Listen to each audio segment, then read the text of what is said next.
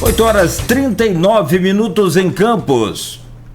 Voltamos com o Folha no Ar ao vivo aqui pela Folha FM, ao vivo também no Face, no YouTube, no Instagram. Daqui a pouco esse programa estará disponível em podcast para você acompanhar aí, ouvir na melhor hora do dia. Também logo mais às 17 horas, reprise na Plena TV e amanhã, quarta-feira, né, Luísio?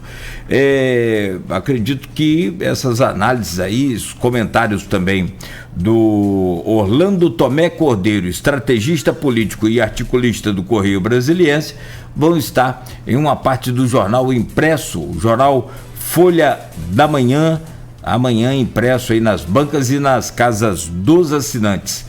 Bom, nesse último bloco nós voltamos com o oferecimento de Proteus, Unimed Campos, Laboratórios Plínio Bacelar Vacina e o apoio de Green Energia Solar, conversando com o Orlando Tomé, e agora com a chave virada lá para as análises de pesquisas. Eu comentava com vocês aqui no fechamento do bloco, vocês, claro, não pela idade, mas pela experiência também em cobertura de eleições, eu não me lembro de ter tantos institutos assim, num porte, que a gente tem alguns aí com estrutura muito gigante, né?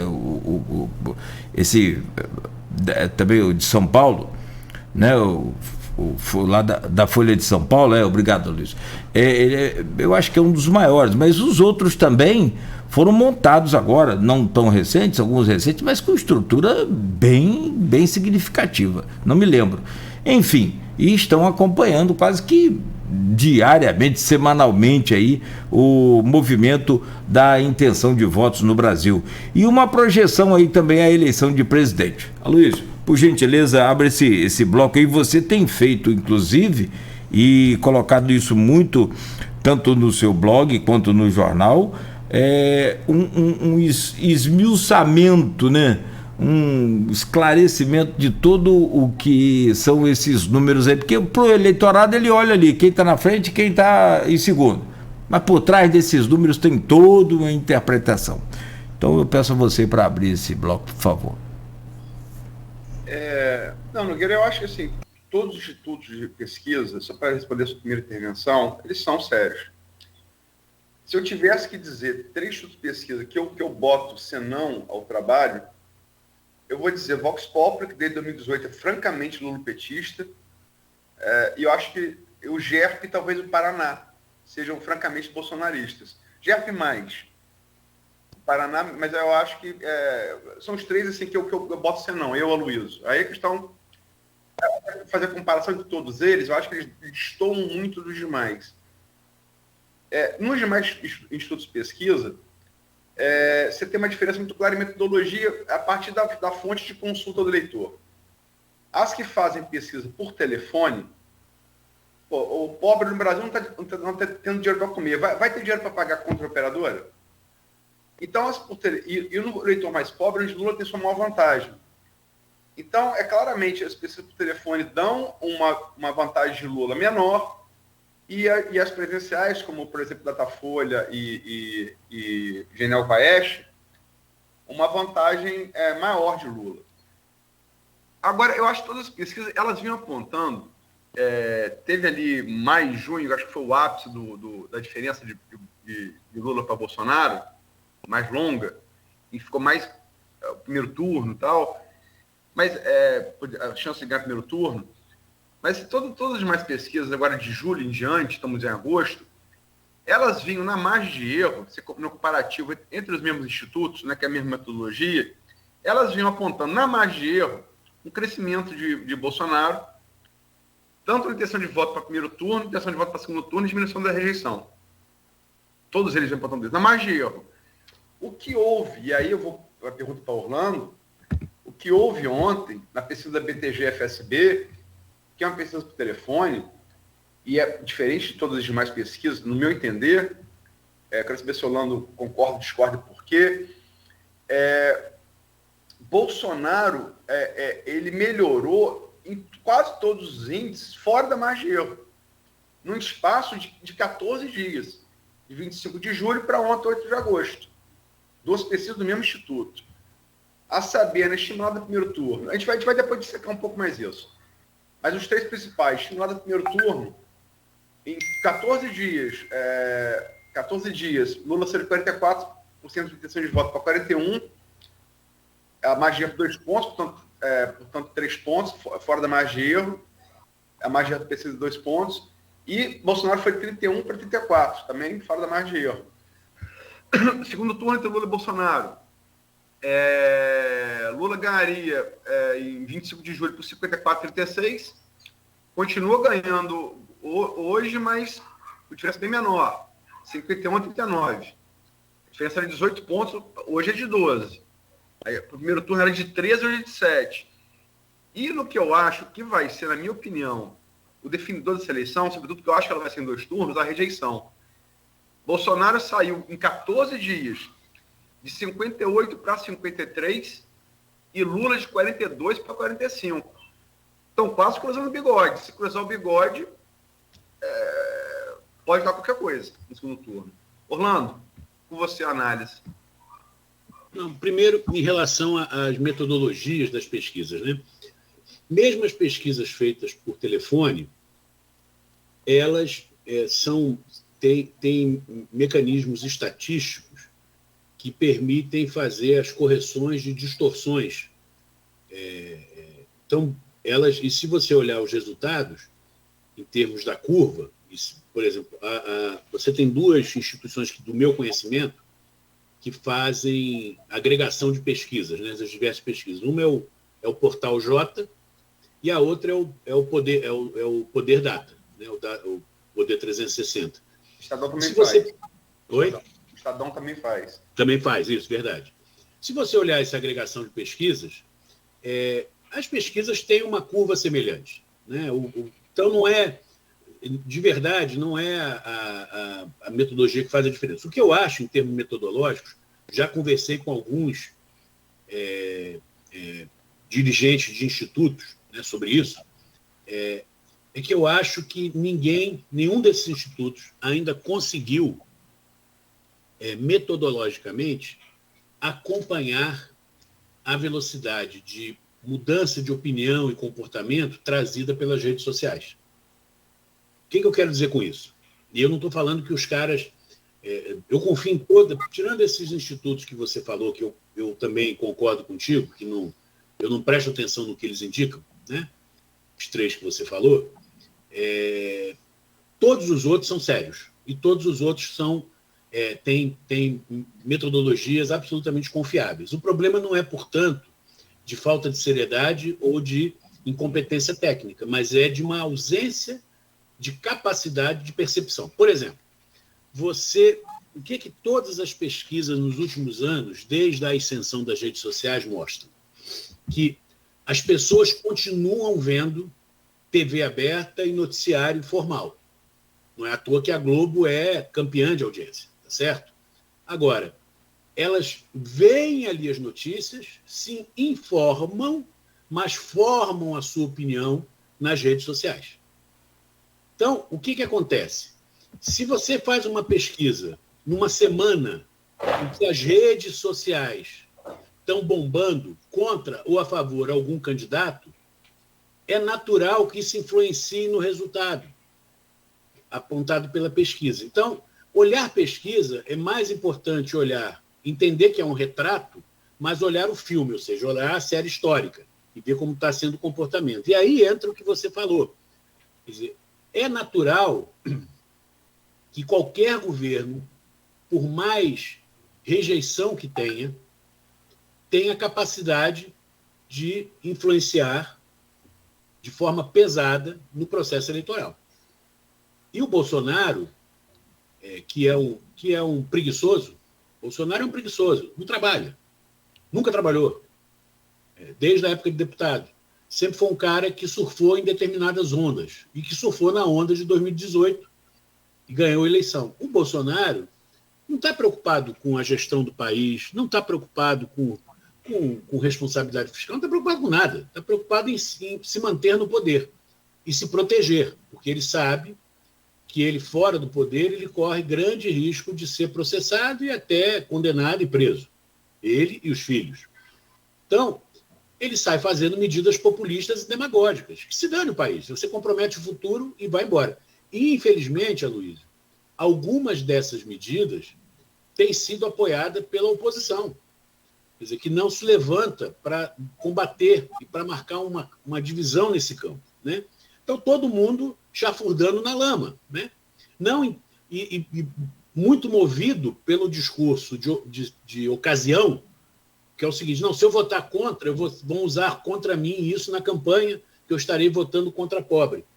Não tem nada mais dramático para a situação dos pobres, dos menos favorecidos, do que você ter a irresponsabilidade fiscal, porque a irresponsabilidade fiscal gera inflação, gera corte orçamentário e acaba... Então, por exemplo, essa questão da PEC dos combustíveis, que, como muito bem disse o Cláudio, ela não significa que o preço ficou barato. Né? Chegou a um preço altíssimo e aí veio essa PEC dos combustíveis. Qual o preço que está se pagando por essa PEC dos combustíveis? Primeiro, mais uma vez, tirando dinheiro de pobre para dar para a classe média e para rico. Porque é isso. Quando você corta o combustível, você subsidia combustível fóssil, subsidia a gasolina, você está subsidiando esse segmento. Você deveria... O que seria de um governo que fosse responsável, sério, não populista? O que deveria ser feito? Deveria ser feito uma ação mais direcionada, tá certo?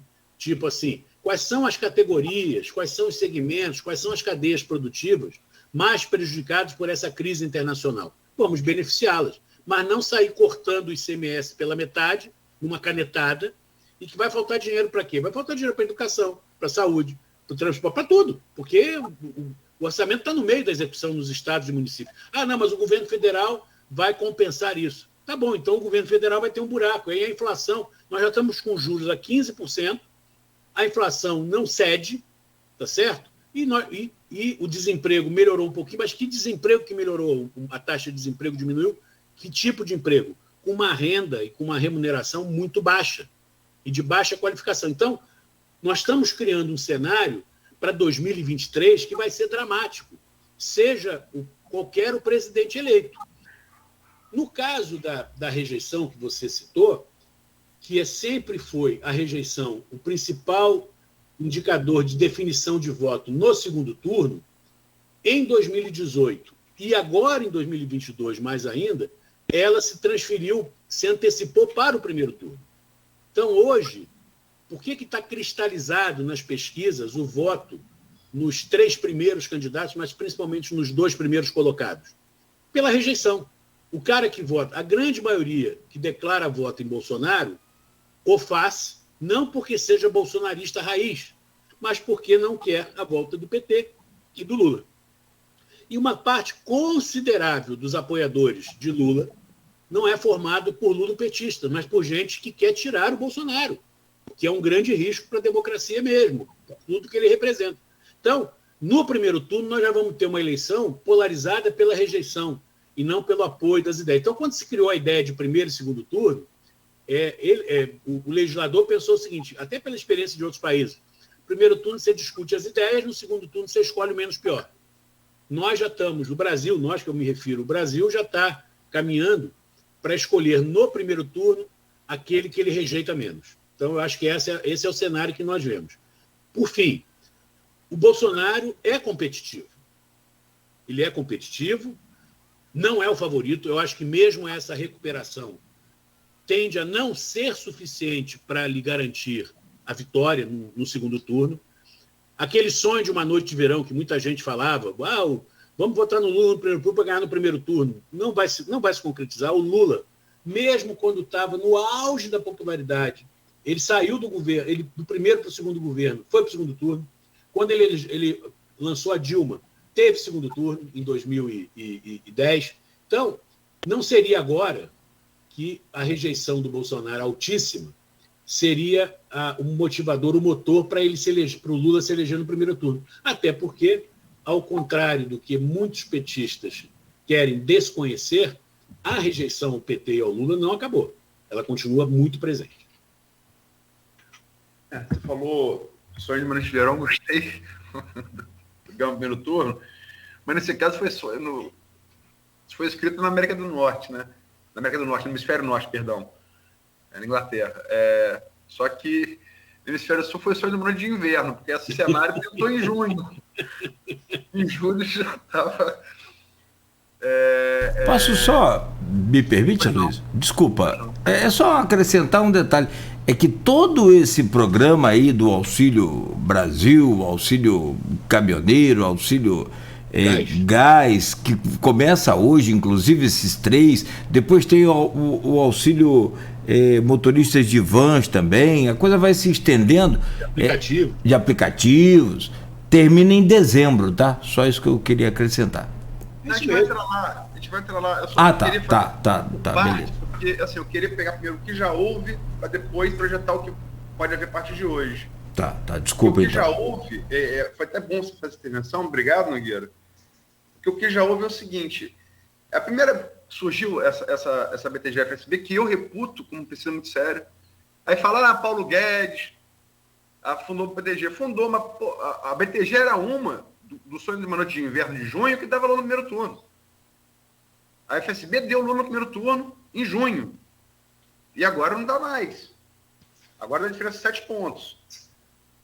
Com todos os demais institutos, eu acho que vinham mostrando essa diminuição, mas agora de maneira abrupta. E o que essa BTG no grupo ali, o Igor colocou, vocês viram, o Igor colocou no grupo. Aí começou a especular, da onde saiu esse voto? Aí eu fui ler. Eu falei, não sei, porque nas faixas, região, idade, ganho salarial, escolaridade, só tinha a de 8 de julho, não tinha a de 25 de 8 de agosto, não tinha de 25 de julho. Aí eu tive que voltar no 25 de julho para ver, e aí fazer manualmente, né? E está muito claro, muito claro. Vou dar os números aqui para ser assim, olhando, se o cara for analfabeto, olhando entende. Não, falando sério. Até um salário mínimo. Lula tinha 61% em 25 de julho, tem 60% em 8 de agosto. Bolsonaro tinha 19% em 25 de julho, 20% em agosto. Não mudou nada. 1 a 2 salários mínimos. Bolsonaro tinha 52%, Lula, perdão, 52%. Em 25 de julho passou a 50% em agosto. Não mudou nada. Magia. Bolsonaro tinha 26% em 25 de julho, passou a 22% em 8 de agosto. Aí tem um pouquinho de mudança, menos, fora da magia. Aí você vai mais de 5 salários mínimos. Eu estou pulando uma, que eu vou chegar lá no final. Que é o classe média alta e rico, né? Lula tinha 27, passou a 34. Lula cresceu fora da magia. E Bolsonaro 43, 45. Cresceu dentro da magia. Onde que saiu essa inversão? Aí vai aqui, de 2 a 5 salários mínimos. Lula tinha 39 em 25 de julho. Passou a 30 em 8 de agosto. Bolsonaro tinha 36 em 25 de julho e passou a 42 em 8 de agosto. Está muito claro que é o voto de 2 a 5 salários mínimos, ou seja, ele vota a classe média, e que foi o combustível, porque eu concordo com o Orlando que isso não se sustenta, é populista, a conta vai ser muito mais cara, mas o fato é que 50% da população brasileira hoje entende o preço de combustíveis, Nogueira, usando a sua expressão aí, um pouco menores. E aí sim, a partir de hoje, com Vale Gás e com o Auxílio Brasil de 600, a gente vai saber o que vai acontecer em até 1 e de 1 até 2. E se tivesse efeito que teve na gasolina classe média, é imprevisível. Orlando, desculpa, mas o que você acha? Eu acho que a sua leitura está correta. Eu acho que tem outro fator que vai entrar em cena, que é o horário eleitoral gratuito, que começa dia 26 de agosto e termina 29 de setembro. E o horário eleitoral gratuito, ele tem já algumas eleições, eu confesso que não me lembro agora quando começou isso, mas ele mudou o formato. Você tem o horário, aqueles blocos fixos que a maior parte da população não vê, não assiste, né? Agora eu vou iniciar o horário eleitoral gratuito da Justiça Eleitoral, não sei o que, as pessoas mudam de canal para TV a cabo, né? Ou ligam na música, né? Mas tem uma parcela grande que ainda assiste, que não tem para onde ir. 2, a novidade. os chamados foguetinhos. O que são os foguetinhos, né? Para falar no linguajar técnico, né? Que são as inserções randômicas, as inserções aleatórias ao longo do dia. Então, não é anunciado. Você está vendo a televisão, é só pegar 2020, já teve isso, né? Para pegar a última eleição. Você está assistindo um programa, aí vem o intervalo comercial daquele programa. Aí, de imediato, entra uma propaganda eleitoral. Pá! Essa tem um impacto gigantesco, já medida pelos institutos, né? Porque ela não é previsível, ela não permite que a pessoa desligue a TV. Né? O que já se sabe dos estrategistas que têm saído na mídia, dos estrategistas do Bolsonaro? Que ele vai bater muito na memória do Petrolão e do Mensalão, muito, no horário eleitoral. Então, a gente tem que se preparar para ver uma briga que vai sair sangue, principalmente nessas inserções que você põe lá. E isso, historicamente, o PT também sempre soube fazer, destruiu alguns adversários com esse tipo de propaganda. Adicionalmente, apesar de todos os justificáveis e corretos esforços da Justiça Eleitoral para evitar as fake news nas redes sociais, o gabinete do ódio do Bolsonaro continua atuando de uma maneira articulada e bastante competente. Então, isso tudo é caldo de cultura para uma eleição polarizada. Existe espaço para alguém furar essa bolha de Lula e Bolsonaro? O Ciro não conseguiu. Ele estagnou e não consegue. A Simone Tebet, não sei se vai ter essa força. Por quê? Porque o próprio partido dela não dá integral apoio. É um partido que está dividido, é o MDB. Quem mais faz campanha para Simone Tebet na coligação, MDB, Podemos e Federação PSDB Cidadania, é o Cidadania. O Cidadania é o que mais faz apoio da Simone, mais faz a campanha da Simone. Será que ela terá condições de avançar, passar o Ciro, provocar um rearranjo, uma rearrumação? Eu diria que para furar essa bolha só se houvesse esse rearranjo. De repente, todo mundo que está ali fora dos 2 primeiros lugares se juntar em torno de uma candidatura para tentar criar um fato novo. Porque vai precisar de fato novo para mexer essas pedras, porque as placas tectônicas estão paradas. Estão paradas em Lula e Bolsonaro. Então, para mexer essas placas tectônicas, teria que ter um movimento inovador, para provocar um terremoto mesmo. Que, na minha opinião, só se houvesse mais adiante, uma ação de juntar todo mundo para dizer o seguinte: olha, chega, o país não aguenta essa polarização, não queremos manter o Bolsonaro, não podemos nos conformar com a volta do Lula, precisamos de uma alternativa.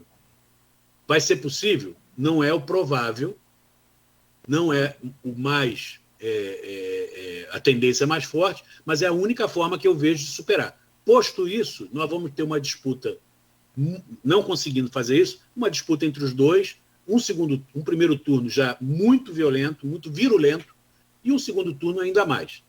Por fim, bola de cristal. Eu acho que com tudo isso, a rejeição ao Bolsonaro, mesmo caindo, ela ainda será maior do que a rejeição ao Lula. Por quê? Porque o que vai estar...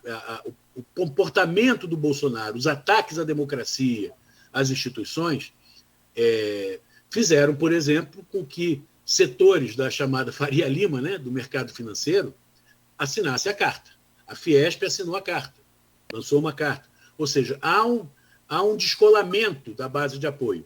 Mesmo dentro do agronegócio, observe que o Lula conseguiu fechar uma aliança com um cara lá do Mato Grosso, que é do agronegócio, uma liderança importante, é um deputado que vai vir candidato ao Senado. No Mato Grosso do Sul, você tem um ex-ministro dele, e acho que dele e da Dilma, o Blairo Maggi, que é uma das maiores empresas.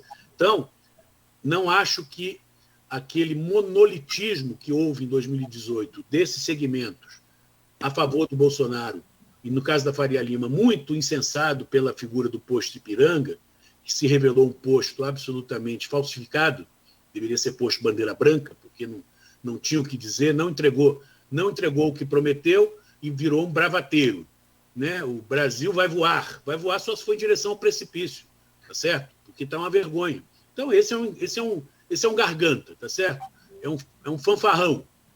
Virou um fanfarrão da República e virou cabo eleitoral do Bolsonaro. De posto de Ipiranga, do cara que dá as cartas, hoje é um baba-ovo do Bolsonaro, desculpa a expressão chula, mas é isso que ele se tornou, o Paulo Guedes. Com tudo isso, eu acho que Bolsonaro não ganha essa eleição, porque boa parte do eleitorado que não vota no Lula no primeiro turno, no segundo turno, entre Bolsonaro e um cachorro, vota no cachorro. São... Sim, Luiz. Não, eu assim, aqui esse bloco acho que é mais uma, desculpe, mas é mais um papo que uma entrevista. É porque eu tenho feito muito pesquisa, né? Então assim, eu concordo com tudo que o Orlando falou. Eu me permito discordar, assim, olha só, eu, Aloysio, não voto nem no primeiro turno, nem Bolsonaro, nem Lula, tá? Eu não voto nenhum dos dois. Nem eu. Agora, sim, mas eu não vejo, uma coisa que eu vou fazer contra eleitor, outra coisa que eu estou vendo. Sim. Eu não vejo possibilidade nenhuma. Eu nunca vi, desde 89, de fato, não há uma eleição tão cristalizada presidente. Não há. Você tem toda a razão. Você tem toda a razão. Lá, mas não tem. O Prois ontem também já tirou o Massal da jogada, né? Qual Prois? Nogueira? Depende. É o Prois do... que cada hora a justiça dá ganho de causa para um ou para outro, né? Tem uns que querem o Marçal, tem outros que querem o Lula. Então Mas é verdade. Eu acho, sinceramente, se você me perguntasse até ontem, a eleição como é que tá? A Lula foi um favorito. De ontem, e falo, não voto em Lula nem Bolsonaro no primeiro turno, tá? Lógico que o segundo, se for os dois, eu vou tomar uma opção, né? Também não vou dizer qual é. É porque eu vou anunciar publicamente quando fizer. Como dono de jornal, acho que deve fazer. Anunciar a sua opção como cidadão. Mas, de ontem para cá, assim, o combustível fato funcionou na classe média, 2 a 5 salários mínimos. Se o Auxílio Brasil e o Vale Gás anabolizados, as custas da destruição da economia do país em 2023, como o Orlando colocou muito bem, tiverem o mesmo tipo de resposta, em até 1 e de 1 a 2 salários mínimos, essa eleição é aberta. Não é o meu desejo, é o que eu estou vendo. Agora, prefiro esperar pesquisas. Deixa eu te dizer o que eu acho de verdade. Eu acho que, como é que é a distribuição eleitoral, o colégio eleitoral brasileiro, né? Você tem a região sudeste com maior concentração, seguida do nordeste, né? O nordeste é um grande colégio eleitoral, né?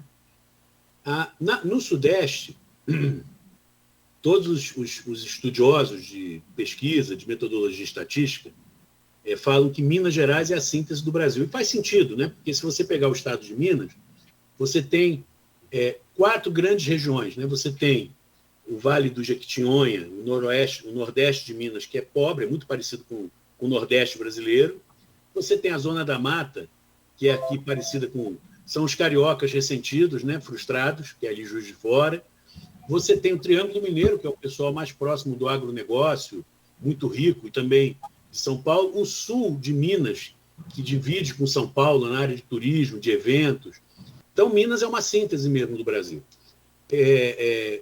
O que nós estamos vendo em Minas, por exemplo, é uma coisa parecida com o que teve quando o Aécio foi candidato a governador e o Lula candidato a presidente, que é a chapa Lulécio. Agora, o que as pesquisas estão mostrando é a chapa... como é que é o nome? Zelula? Não, Luzema, alguma coisa assim. E tanto assim que o Zema, espertamente, pulou fora do Bolsonaro, mas não declara apoio ao Lula. Ele só quer surfar nessa onda, né? Aqui no Rio de Janeiro, mesmo com o próprio Cláudio Castro, ele não é ele faz questão de não se apresentar como um bolsonarista. Ele quer o voto. Ele tem gente do lado dele, como eu suspeito, que é o caso do Siciliano, se não integralmente, mas parcialmente, o Quaquá já falou isso com todas as letras, né? O Castro-Lula, né?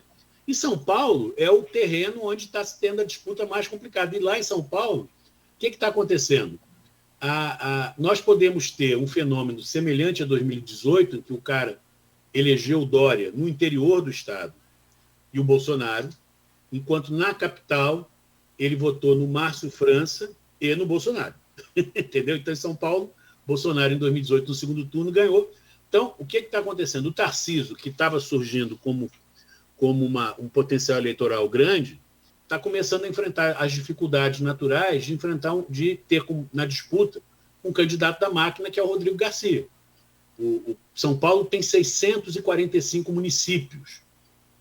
Cerca de 400 prefeitos estão na campanha do Rodrigo Garcia, declaradamente. Um pouco parecido com o que a gente vive percentualmente aqui no estado do Rio, no apoio ao Cláudio Castro. Então, eu acho, sabe, Luiz, que as pesquisas, e isso tudo que você falou é pura verdade, quer dizer, há um crescimento e tende a crescer no 1 a 2 salários mínimos, mas eu não sei se você viu uma pesquisa que saiu no Globo, daquela sessão Sonar, a visão das redes e o pulso, né? Falando como é que se comporta o eleitor do Bolsonaro e o eleitor do Lula. E o eleitor do Lula, vale a pena, vou te mandar, é uma pesquisa específica sobre o comportamento desses eleitores, os eleitores fiéis de Bolsonaro e de Lula. E tem um depoimento de uma eleitora do Nordeste que fala aquilo que a gente já sabe. Não, tudo bem, o Lula pode ter roubado, mas o Lula cuidou da gente.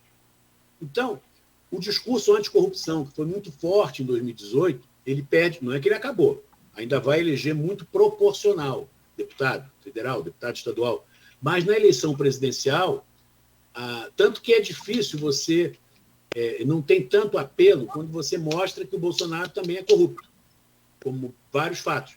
As pessoas acabam optando pela lógica do rouba, mas faz, entendeu? É melhor um corrupto que não rouba tanto, mas que faz por mim, ou um corrupto que, mesmo tendo roubado muito, faz por mim. Então, eu acho que esse comportamento no segundo turno, ele vai se resolver aqui no Sudeste. E no Sudeste, a presença da memória, no Nordeste, com certeza, Lula, mesmo tendo 1 a 2 salários mínimos melhorando para o Bolsonaro, a diferença vai continuar sendo abissal para o Lula, a favor do Lula. Então, no Sudeste, se dividir, o Lula leva por causa do Nordeste. Entendeu? Essa é a minha conta, né? Em termos baseado nas pesquisas regionalmente, fazendo o cruzamento de renda familiar e região geográfica. Aí eu acho que a diferença que o Bolsonaro possa colocar aqui em São Paulo, por exemplo, a favor dele, eventualmente, que não é hoje o que as pesquisas, mas vamos supor que ele venha a virar esse jogo em São Paulo, ela não será suficiente para compensar a diferença muito grande no Nordeste. Não, perfeito. Eu queria botar só 3 pontos para eu sei que posso colocar, Nogueira? Por favor. Primeiro, em relação a Minas. Essa análise das regiões está perfeita, tá? Mas eu tenho uma análise não tão elaborada, mas baseado num grande figura mineira que você citou aí, que é Tancredo Neves. Não existe mineiro radical. Se for radical, nasceu em Minas, mas não é mineiro. Então, Minas, e é mesmo, eu gosto muito de Minas, vou muito a Minas, desde garoto. Minas é um lugar que eu vou desde adolescente. Né?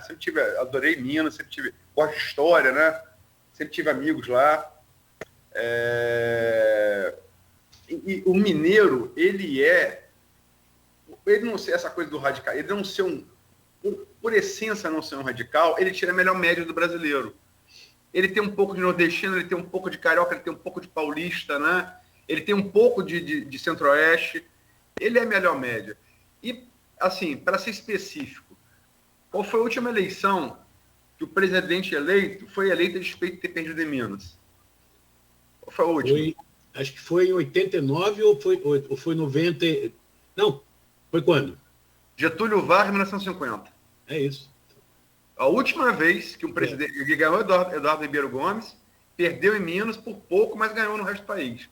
Então, olha só, não creio nas brujas, espero que elas hajam. Eu acredito nisso. Né? coincidências não há, como diria Nietzsche. Agora, em relação eu concordo também com o Orlando, e a campanha de Bolsonaro pensa como Orlando. Ele joga a disputa para o Sudeste, vai ser a Stalingrado dessa eleição. Mas eu, conversando com o William Passos, geógrafo com especialização em estatística no IBGE, ele bota um adendo nisso e eu tendo a concordar também. Vai ser o Sudeste e para manter a diferença no Nordeste. As duas coisas estão correlacionadas. Porque se Lula mantiver a diferença no Nordeste e ganhar por pouco no Sudeste, tanto faz perder Centro-Oeste, Norte ou Sul, ele está eleito. Eu acho que é isso. É isso mesmo. Eu acho que Lula nunca foi tão ameaçado no Nordeste como está sendo agora e como vai ser muito mais a partir de hoje. Isso a gente vai ter que esperar para ver, né? Sim, claro. A concretização das ameaças nós vamos saber amanhã, né? Semana que vem, nas próximas pesquisas. Mas com certeza o trabalho que está sendo feito hoje, direcionado o Brasil todo, claro, mas principalmente ao Nordeste, que é a maior fonte de distribuição de renda, né? E que é naturalmente por natureza aí essa liderança do Lula, está sofrendo, e ele sabe disso. Outros não conseguiram o que Bolsonaro está conseguindo. E Bolsonaro, na minha opinião, a maior vitória dele nesse período que ele também nunca desceu do palanque, nós sabemos disso. O Orlando falou que ele é preguiça para trabalhar, mas para fazer política ele não é, não. Ele nunca desceu do palanque, né? Assim, então eu penso que ele está no jogo por conta dessa resiliência dele, dessa resistência de manter aquele grupo de 25%, 28%, 29%, 30% durante todo esse período. Cláudio, você tem toda a razão, e essa é a base de lançamento dele, mas ela é suficiente para colocá-lo no segundo turno, mas é insuficiente para dar-lhe a vitória. Em relação ao Nordeste, o que a gente tem visto pelo noticiário, né? Os partidos que se coligaram com Bolsonaro nacionalmente, né, os próceres do Centrão, progressistas, o próprio partido dele, o PL e os Republicanos, no Nordeste, são absolutamente pragmáticos. Eles estão fazendo a campanha do Auxílio Brasil, do Vale Gás, do Vale Caminhoneiro, do futuro Vale Aplicativo, para pedir voto para o Lula. É isso. Eles não pedem voto para o Bolsonaro. Eles surfam na onda, mas não pedem. Porque eles e aí, o que é importante para esses partidos? Para esses partidos, que são profissionais de eleição, né, e de parlamento, para eles, o importante é ter uma bancada eleita em 2022 capaz de controlar a Câmara dos Deputados. Então, o mesmo partido no Nordeste vai de Lula, no Sul vai de Bolsonaro, em São Paulo se divide, mas todos eles estão juntos para eleger a maior bancada, o Centrão. É o camaleão, né? Eu não sou da mesma maneira que eu estou falando já há mais de um ano, e inclusive minha penúltima coluna eu falei isso, né, homenageei o Enfio com o Baldo, né? Muita gente preocupada, golpe, eu estou falando há mais de um ano, na contracorrente, né? Que não tem a menor chance de ter golpe, e eu me refiro ao golpe, não é aquele golpe tradicional, não, o golpe que os caras falam, não, a instituição, vai ter barulho, vai ter disputa, vai ter reclamação, mas não vai ter golpe. E 2, o Bolsonaro não tem, em política não tem milagre. Política não tem milagre. Política é ciência, pode não ser ciência exata, mas é ciência. E estatística procura ser o mais próximo da exatidão. Eu acho que as pesquisas tendem a mostrar naturalmente uma recuperação do Bolsonaro, mas não, eu diria que essa recuperação, Aloysio e Cláudio, ela tende a ser, do ponto de vista do voto, da eleição em si, daquela pessoa que não vota no Lula de jeito nenhum, e que estava descontente com o Bolsonaro. Então, ela volta a eleger o Bolsonaro, deixa de se abster ou de votar nulo e tende a voltar para o ninho, vamos dizer assim. Isso é suficiente para dar a ele a vitória no segundo turno? Não me parece. Tá legal aqui nas redes sociais, o Aloysio sempre fala briga de foice no escuro. Mas não saiu, não baixou o nível, não. O pior é que ele tá criticando eu entendi, tem um bolsonarista criticando, eu acho que foi o Orlando, mas ele tá falando de Orlando de entrevistador. Acho que esse time bloco ficou tão conversa que eu Você, como diz aqui o Leandro Tavares, você... Não. Deveria ser neutro. Só isso que ele fala para quem está acompanhando a gente em casa. Não, mas ele fala com base numa coisa que falou foi o Orlando. Eu falei, pô... Briga de foice no escuro. Tá. Mas dentro do... agradecemos a audiência, a participação. Aí, claro. Cláudio, esse comentário foi aonde? Foi no Face. Depois você olha lá. Depois dá uma olhada. Agora, o que fica claro aqui, e a intenção do programa é colocar na mesa, colocar isso aos olhos, aos ouvidos dos eleitores, de que o cenário no momento é esse. De amanhã só Deus vai saber, ninguém mais vai saber, instituto nenhum, nem a mãe de Ná, quando viva, sabia. Então, o que a gente coloca aqui é o cenário de agora, para que o eleitor entenda, para que o eleitor acompanhe, para que o eleitor não está em momento algum se faz campanha para A, para B. Vocês dois mesmos falaram, a gente não vota nem A nem B, nem Lula nem Bolsonaro. Então, assim, e os dois no primeiro turno, né? Então, assim, e são os dois que estão nessa polarização. Então, quer dizer, não tem ninguém aqui defendendo bandeira de A ou B. Tem aqui fazendo o verdadeiro papel da imprensa, que é levar a informação, a opinião pública, ao ouvinte. Agora, o ouvinte também é aquela história, ele interpreta do jeito que ele quer interpretar. Ele ouve a gente. Outro dia eu estava fazendo um comentário aqui com o Marco Antônio Rodrigues, âncora aqui, né, na Folha FM, experiência muito grande em vários canais aí de televisão, inclusive ESPN nos Estados Unidos. A gente comentando aqui que tem um programa de sexta-feira, Papo de Sexta, que é homenagem ao Fred. Fred é um jogador, jogou no Atlético, jogou no Cruzeiro, jogou no Lyon da França, jogou no Fluminense e virou ídolo do Fluminense. E o cara me ligou depois,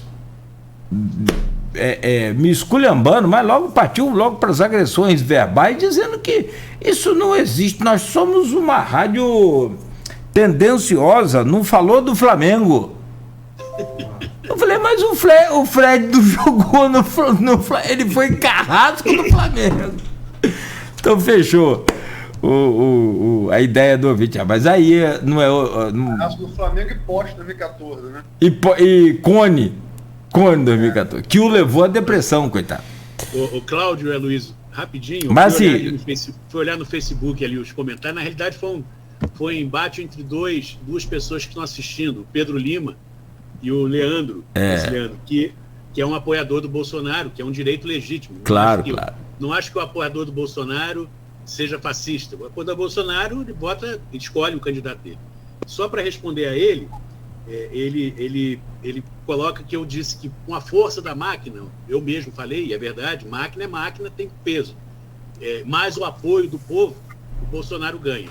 Leandro, eu acho que o Bolsonaro, como eu disse e reafirmo, é um candidato competitivo, forte na disputa, mas a eleição dele está muito dificultada por conta da rejeição que ele foi acumulando nesse período. E que em curto tempo, por mais medidas que ele tome para beneficiar determinados setores, não me parece que sejam suficientes para torná-lo um candidato com capacidade de vitória, porque nunca nenhum presidente com o grau de candidato à reeleição, com esses níveis de rejeição que ele tem, conseguiu ganhar a eleição. Então, é só isso. Um grande abraço para você, Leandro, um abraço para o meu amigo Pedro Lima, que está ali também assistindo, e vamos seguindo. O debate é livre, o voto, felizmente, é livre. Felizmente, o voto não será filmado, porque o voto é sigiloso, apesar do presidente defender aquela proposta esdrúxula e anticonstitucional de criar uma apuração paralela com filmando o voto, que é um negócio muito doido. Mas, enfim, vamos em frente, defendendo a democracia, defendendo as mudanças e nos preparando para um 2023 dificílimo que teremos pela frente, qualquer que seja o resultado da eleição. 2023 vai ser uma brabeira. Bom, aproveitar então, meu caro Orlando, porque se deixar, Luiz, a gente vai aqui explorando aí, né, essa conversa até meio-dia, mas aí não dá. A gente fica ruim pra gente. Ô, Orlando, te agradecer muito, dizer que é sempre uma honra, é um prazer. Renovamos essa honra e esse prazer hoje com sua presença virtual. Um dia desse, você passando por aqui naturalmente aí nessas caminhadas suas, claro que vai tomar um café aqui presencialmente. Muito obrigado mais uma vez, grande abraço, parabéns pelo seu trabalho, parabéns aí pelas suas colocações e sua luta diária aí que a gente acompanha o máximo que pode. Sucesso sempre, amigo. Muito obrigado, um abraço para você, Luiz, para você, Cláudio, para os ouvintes, para os telespectadores aí das redes sociais. Sempre um prazer, um privilégio poder participar desse bate-papo aqui, muito gostoso e agradável pela manhã. Valeu, Aloysio. Bom dia, um bom resto de semana para todo mundo. Segura aí para você ouvir aí o finalzinho do Aloysio também. Aloysio, por favor. Claro. Agradecer ao Orlando, a última intervenção dele com a interação com o ouvinte, demonstra todo o compromisso que ele tem com a democracia, né? Acho que é o que atrai a gente nessa cacofonia de opiniões individuais e públicas, né? Mas é isso, né? Acho que desde lá da ideia inicial, lá com Solon, lá há muito tempo antes de Cristo, né? Que vem trazendo a gente aqui até hoje. E democracia é isso, cara, tentativa e erro. Não é a forma perfeita, não existe, né? Mas como diria Churchill, é o menos pior dos regimes. E parabéns aí pela sua fala, sua final foi muito legal. Interagindo com o ouvinte aí. É uma entrevista, conhece muito de política, né? É um carioca que não tem esse nariz em pé em relação ao interior do Estado, né? Que é raro. É tipo o Luizite, né? Olha com muito interesse, conhece de fato a política dos distritos, como ele chamou, que é do interior, aqui do Norte Fluminense, conhece de fato, conhece bem. Conhece lideranças empresariais também, um cara muito bem informado. E passei com muita facilidade nos 3 níveis, né? O nível regional, o nível estadual e o nível nacional. Obrigado, Orlando. E vamos esperar essas pesquisas aí. Eu acho que falei isso aqui há 2 semanas, não foi, Nogueira? 2 semanas, aquela sexta-feira com você, Arnaldo, não foi? As pesquisas a partir de hoje que vão, no meu entender, que vão dizer o que vai ser essa eleição, né? Mas, enfim, obrigado por tornar essa compreensão mais prazerosa e possível, porque às vezes tá dor de cabeça. Valeu, Orlando. Valeu, Orlandão. Café não. Você vier aqui a campo, vou tomar um chopp ou um vinho. Boa. De manhã vai ter que ser café, naturalmente, claro, evidente. Mas depois a gente fecha com um vinho aí, com um chopp. Tá bom, então. Grande abraço aí, Orlandão. Tchau, gente. Saúde e paz. São 9h28, Aloysio, a você também, saúde e paz. Vai lá preparar aí o jornal que a gente já está aguardando a edição de amanhã bem cedo nas bancas e também nas casas dos assinantes, né? Tem todo um trabalho aí sendo feito, já tem pesquisa de novo, já tem, enfim, né? A partir de agora é aquela coisa. Como diz o vereador Tiago, ex-vereador, Tiago Vigílio, é alavanca do canto, meu amigo. Tiago não foi Juninho que é atual, Jorginho Vigílio. Jorginho Vigílio. Foi Jorginho Vigílio. Jorginho Vigílio. Alavanca, o Pitbull. Não, o Pitbull é Tiago. Oh, meu Deus, que confusão que eu faço. Mas tá bom, é tudo da família. São primos, Bom, então um abraço a você, Luiz. Muito obrigado por hoje. Um abraço e amanhã trazendo aqui o economista Alcimar Chagas, né? Fala um pouco de economia, fala também de política, né? Bom. Estão muito interligadas, né? Tá vendo aí como é que a BTG FSB de ontem está demonstrando aí como é que um índice econômico sazonal, né? Interferiu aí nas pesquisas, né? Enfim, essa correlação, mas também falar economia de campos da região, né? Vai ser uma boa entrevista que é um papo amanhã com o Alcimar, tá bom? Sim, ouvimos aqui e falamos várias vezes de que esta eleição seria decidida no carrinho de supermercado.